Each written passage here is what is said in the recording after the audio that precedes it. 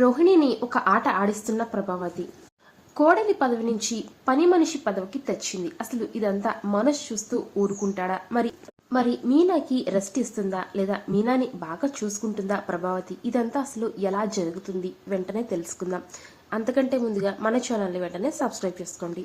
ఇక రోహిణి అయితే బాలు మీద చాలా కోపంగా ఉంటూ ఉంటుంది. ఇదంతా కూడా బాలు వల్లే. బాలు అసలు నిజం బయట పెట్టుండకపోతే నేను చాలా సంతోషంగా ఉంటుండేదాన్ని అని చెప్పి రోహిణి అయితే బాలుని బాగా తిట్టుకుంటూ ఉంటుంది మనసులో. ఇంకొక వైపు ప్రభావతి అయితే రోహిణిని అయితే గుర్రున చూస్తూ ఉంటుంది. రోహిణి ఇంట్లో ఏం చేసినా కూడా తప్పే, కోపంగా చూస్తూ ఉంటుంది. అయితే ప్రభావతి ఇలా అనుకుంటూ ఉంటుంది, ఇక దీన్ని ఇలా వదలకూడదు, ఇక దీన్ని అంతు చూడాల్సిందే అనుకుంటూ ఉంటుంది. ఈ అబద్ధాల కోరు దొంగ ముఖంది ఎంత పని చేసింది?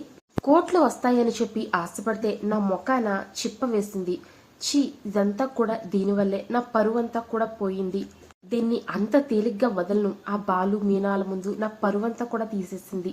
దీనిని 3 చెరువుల నీళ్లు తాగించాల్సిందే అని చెప్పి ఇంటి నుంచి దీన్ని ఎలాగైనా తరిమి కొట్టాల్సిందే అని చెప్పి ప్రభావతి మనసులో అనుకుంటూ ఉంటుంది.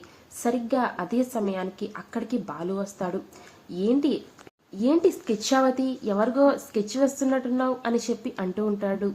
నాకోసమేనా? అమ్మో, కొంపదీసి నా మీదేమన్నా స్కెచ్ వేసావా ఏంటి అని చెప్పి బాలు అంటూ ఉంటాడు.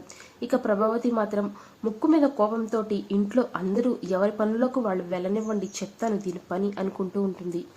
ఇక అలాగే సత్యం అయితే స్కూల్కి వెళ్ళిపోతాడు. మనోజ్, బాలు అందరూ కూడా ఎవరి పనుల్లోకి వాళ్ళంతా కూడా వెళ్ళిపోతారు. చివరికి ఇంట్లో మిగిలింది రోహిణి, ప్రభావతి అలాగే మీనా. వీళ్ళ ముగ్గురు మాత్రమే ఇక ఇంట్లో ఉంటారు. ఇక దొరికిందే మంచి సమయం అనుకుంటుంది ప్రభావతి. ఇక రోహిణిని ఏయ్ అబద్ధాల కోరు, ఇలా రావే అని పిలుస్తుంది. రోహిణి పరుగున వస్తుంది. ఏంటి అత్తయ్య అని నన్ను పిలుస్తున్నారు అని చెప్పి అడుగుతూ ఉంటుంది. ఇక ఏంటి ఇంత ఆలస్యంగా వస్తున్నావు? నేను పిలవంగానే నువ్వు ఎక్కడున్నా ఎలా ఉన్నా సరే పరిగెత్తుకుంటూ వచ్చే క్షణంలో నా ముందు నుంచోవాలి, అర్థమైందా అని చెప్పి అంటూ ఉంటుంది. సరే అత్తయ్య అంటుంది రోహిణి. ఇక వెళ్ళి నాకు మంచి కాఫీ తీసుకురా అంటుంది. ఇక రోహిణి అయితే తడబడుతూ అత్తయ్య అది నాకు కాఫీ అంత బాగా రాదత్తయ్య అంటూ ఉంటుంది. ఇక ప్రభావతి అయితే మీ అమ్మ బాబు నీకు కనీసం కాఫీ కలపడం కూడా నేర్పించలేదా నీ ముఖానికి అని చెప్పి తిడుతూ ఉంటుంది. ఇక్కడేమి కోట్లు మూలగడం లేదు, వెళ్ళి కాఫీ పట్రా అంటుంది. ఇక రోహిణి అయితే సరే అత్తయ్య అని చెప్పి అలానే ఏడ్చుకుంటూ వెళుతూ ఉంటుంది. రోహిణి అయితే మనసులో బాగా తిట్టుకుంటుంది. అనవసరంగా ఈ విషయం బయటపడింది, ఎలా ఉండే నేను ఎలా అయిపోయాను అని చెప్పి అనుకుంటూ రోహిణి వెళ్తూ ఉంటుంది. ఇక కాఫీ కోసం ఇల్లంతా కూడా చిందరవందరగా తిరిగేస్తూ ఉంటుంది. వంటగదిలో ఏది ఎక్కడ ఉందో కూడా తెలియనటువంటి రోహిణి ఇల్లంతా కూడా తెగ తిరిగేస్తూ గందరగోళంగా కాఫీ కోసం షుగర్ పౌడర్ కోసం ఇదంతా కోసం వంటగదంతా కూడా గజిబిజిగా గందరగోళంగా చేసేస్తుంది. ఇంతలో అక్కడికి మీనా వెళ్తుంది. ఏంటి రోహిణి, ఏంటి ఇదంతా, ఏంటి ఇలా చేసేస్తావు? నీకు కాఫీ కావాలని అడిగితే నేను కల్పిస్తాను కదా, ఎందుకు ఇదంతా గందరగోళంగా చేసేస్తావు? అత్తయ్య చూస్తే నన్ను తిడతారు అంటూ ఉంటుంది. ఈ కాఫీ పెట్టుకురమ్మన్నది అత్తయ్య కోసమే నేను ఈ కాఫీ పెడుతున్నాను మీనా అని చెప్పి రోహిణి అంటుంది. ఏంటి, అత్తయ్య నిన్ను కాఫీ పెట్టమందా? అది నేను నమ్మాలా? నువ్వు చెప్పేదంతా కూడా నిజమేనా? ఏది ఒకసారి గిల్లు అంటుంది మీనా. అవును మీనా, నిజమే, నేను చెప్పేదంతా నిజమే, కావాలంటే ఇప్పుడు చూడు అత్తయ్య ఇక్కడికి వస్తారు అని చెప్పి అంటూ ఉంటుంది. ఇక రోహిణిని అయితే పిలుస్తుంది ప్రభావతి. ఇక రోహిణి తనకు చేతనైనంత కాఫీ పొడిని వేసేసి దానిలో కలిపేసి గబగబా పరిగెత్తుకుంటూ వెళ్ళిపోతుంది ప్రభావతి దగ్గరికి. ఇక కప్పులో ఉన్నటువంటి కాఫీని తీసుకుని ఒక్క సిప్ తాగగానే ప్రభావతికి ఆ కాఫీ అంతా కూడా చాలా చేదుగా చండాలంగా అనిపిస్తుంది. ఇక ఆ కాఫీ కప్ని పక్కకు విసిరేస్తుంది. ఏంటి, నీ ముఖానికి కనీసం కాఫీ పెట్టడం కూడా రాదా? ఇంకేం వచ్చే నీకు అని చెప్పి తిడుతుంది. ఇక ప్రభావతి మనసులో ఎంత కోపం, ఎంత ద్వేషం దాచుకుందో ఇన్ని రోజుల నుంచి అదంతా కూడా ఒక్కసారిగా కక్కేస్తుంది. నానా మాటలతోటి రోహిణిని తిడుతూ ఉంటుంది. రోహిణి అయితే ఏడుస్తూ ఒక మూల నుంచి ఉంటుంది.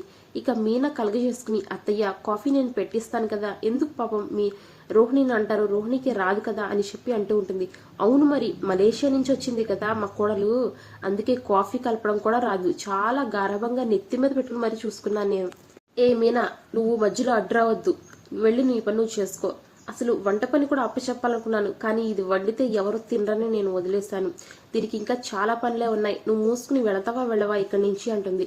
ఇక మీనా అయితే సరే అత్తయ్య అని చెప్పి అక్కడి నుంచి వెళ్ళిపోతుంది. ఇక ప్రభావతి అయితే ఇక్కడి నుంచైనా కాఫీ కలపడం నేర్చుకో. ఇలా చండాలంగా నీ ముఖంలాగా ఉంటే ఎవరో కాఫీ తాగరు.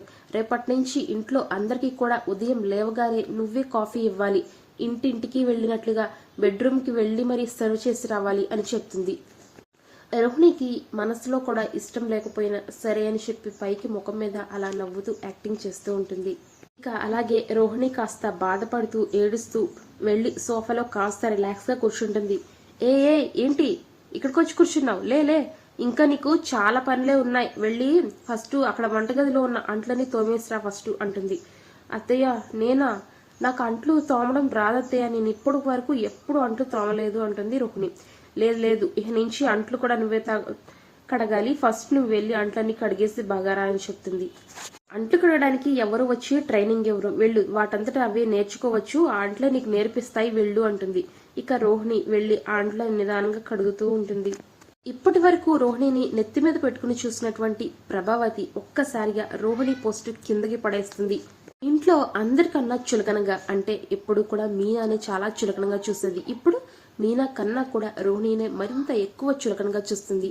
ఇక చాలా మంది కోరుకుంటున్నారు మరి రోహిణితో పనులు చేయించరా అని చెప్పి. అదే ఇక నుంచి రాబోయే ఎపిసోడ్ లో రోహిణితో అయితే చాలా పనులు చేపిస్తూ ఉంటుంది ప్రభావతి. ఇక ఇది మీకు నచ్చినట్లయితే తప్పకుండా కమెంట్ చేయండి. ఇక ఇదంతా చూస్తున్నటువంటి మీనా అయితే అత్తయ్యలో ఎంత మార్పు వచ్చింది, మరి అత్తయ్య నిజంగా ఇంత మంచివారా, బాగా చూసుకుంటే మరీ నెత్తిన మీద పెట్టుకుంటారు, లేదు అంటే ఇలా తోసేస్తారు, అత్తయ్యకి సంతోషం వచ్చినా బాధ వచ్చినా ఏమొచ్చినా తట్టుకోలేము అని చెప్పి ఇక తన పని అయితే తనలో చేసుకుంటూ ఉంటుంది. ఇక రోహిణి అయితే ఏడుపు ముఖం పెట్టుకుని ఏడుస్తూ ఈ పనులన్నీ కూడా ఎలా చేస్తుందో రోజు మీనా, నేను చేయలేకపోతున్నాను బాబోయ్, వీటికి వెంటనే ఏదో ఒక ఉపాయం ఆలోచించుకోవాలి, లేదు అంటే రోజు నేనే చేయాలి, మళ్ళీ అత్తయ్యకి ఏదో ఒకటి చెప్పి అత్తయ్య మనసులోకి వెళ్ళిపోవాలి నేను అని చెప్పి ఆలోచిస్తూ ఉంటుంది రోహిణి. మళ్ళీ ఇంకొక అబద్ధం చెప్పడానికే ప్రయత్నం చేస్తుందే తప్ప ఇంకా ఉన్న అబద్ధాలన్నీ చెప్పేసి నిజాయితీగా నిరూపించుకోవాలి, నిజాన్ని బయట పెట్టేసి వాళ్ళ కాళ్ళ మీద పడి ఆ ఇంట్లో ఒక మంచి కోడలుగా ఉందాము అని చెప్పి రోహిణి అయితే అస్సలు అనుకోదు. ఎన్ని అబద్ధాలైనా సరే చెప్పి వాళ్ళ మనసు గెలుచుకోవాలి అనుకుంటుంది. ఇది ఎప్పటికైనా సరే తన కొంప ముంచుతుంది అనే విషయం తనకి అర్థం కావడం లేదు. ఇక ప్రభావతి చాలే కడిగినట్లు చాలే, అవి అరిగిపోతాయి, ఇక వెళ్ళి బట్టలు బయట వేశాను, వెళ్ళి బట్టలన్నీ ఉతికేసిరా అంటుంది ప్రభావతి. ఇక రోహిణి అయితే అమ్మో అత్తయ్య ఏంటి ఇన్ని బట్టలు ఉన్నాయంటే, ఇంట్లో అందరి బట్టలు అలాగే నావి కొన్ని వారం రోజుల నుంచి ఉతకలేదులే, ఆ బట్టలు కూడా ఇక్కడే ఉన్నాయి, అవన్నీ తోమేసి ఇంట్లోకి వచ్చేసాయి అంటుంది. అయ్యో అత్తయ్య నేను ఇప్పటి వరకు ఎప్పుడు ఉతకలేదు అత్తయ్య, వాషింగ్ మిషన్ లోనే మా అమ్మ వాళ్ళు కూడా ఉతికారు అత్తయ్య, నాకు అస్సలు రాదత్తయ్య అని చెప్పి బతిమలాడుతూ ఉంటుంది రోహిణి. నువ్వు ఉతకాల్సిందే, నువ్వు ఒక మిడిల్ క్లాస్ ఫ్యామిలీలో ఉన్నావు, బట్టలు చేత్తో ఉతకడం రాదంటే ఎట్లా, నీకోసం మిషన్లు కొనడానికి ఇక్కడ మేము ఆస్తులు పోగేసుకుని కూర్చోలేదమ్మా అని చెప్పి ప్రభావతి అంటుంది. ఇక అలానే వచ్చి రాని బట్టల్ని ఉతుకుతూ చేతులతో దమదమ బాదుతూ ఉంటుంది రోహిణి. ఇంతలో మనోజ్ అయితే వస్తాడు.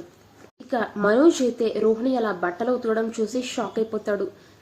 ఇక మీనానైతే ఇదంతా కూడా మీనా పని అయి ఉంటుందని చెప్పి మనోజ్ అయితే సీరియస్ గా వస్తూ ఉంటాడు ఇంట్లోకి.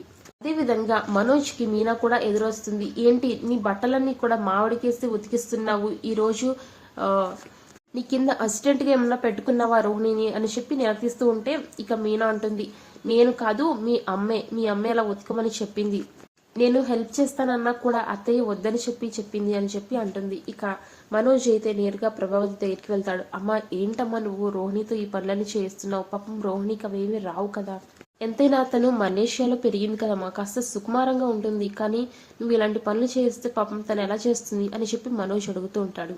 ఇక ప్రభావతి అయితే రేయ్ చెమట నోరు మూసుకో, అది ఇప్పుడు వరకు మనల్ని ఎత్తి మీద కూర్చుని ఆడిచ్చింది, అది ఏం చెప్తే అది చేసావు బొమ్మల్లాగా, ఇప్పుడు మనం ఆడిచ్చే టైం వచ్చింది, దాన్ని మనం గుప్పిట్లో పెట్టుకోలేదంటే అది మనల్ని ఎక్కడైనా తీసుకెళ్లి అమ్మేస్తుందిరా చెత్త వెదవ అని చెప్పి తిడుతుంది. ఇక దాంతో మనోజ్ ఏం మాట్లాడకుండా వెళ్ళిపోతాడు. ఇక మొత్తానికి ఈ రోజంతా కూడా ఒక రోజంతా కూడా ప్రభావతి రోహిణికైతే చుక్కలు చూపిస్తుంది. ఇక మిగతా బాలు వీళ్ళంతా కూడా ఇంటికి ఇంకా రాలేదు. మరి ఇంట్లో వచ్చిన మిగతా వాళ్ళంతా కూడా ఎవరికి సపోర్ట్ చేస్తారు? ఇక అప్కమింగ్ ఎపిసోడ్ లో ప్రభావతి మాట నెగ్గుతుందా, అయితే రోహిణినే ఇంట్లో పనులన్నీ కూడా చేస్తుందా లేదా అనేది మనం చూసుకుందాం. అయితే మరి మన ఛానల్ని వెంటనే సబ్స్క్రైబ్ చేసుకోండి.